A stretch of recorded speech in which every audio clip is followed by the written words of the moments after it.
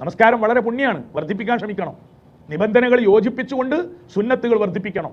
എന്നാലും ഖുശൂഅ് കുറഞ്ഞു പോയാൽ ക്വാളിറ്റി നഷ്ടപ്പെട്ടു, ചിലപ്പോൾ നിരാകരിക്കപ്പെടുമെന്ന് ഹദീസിലുണ്ട്.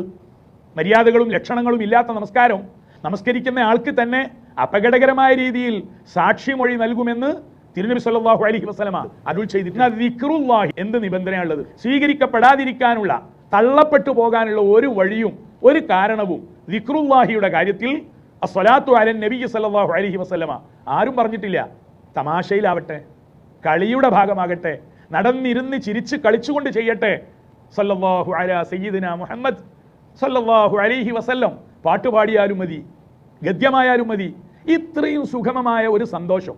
അതുകൊണ്ടാണ് നിങ്ങൾ അധികം അധികം ചൊല്ലണമെന്ന് പറയാൻ പരിശുദ്ധ ഖുർആൻ മുന്നോട്ട് വെച്ച ഒരേ ഒരു പുണ്യമാണ്, ധർമ്മമാണ്, അനുചരണമാണ്, ആചരണമാണ് ദിക്റുല്ലാഹ്.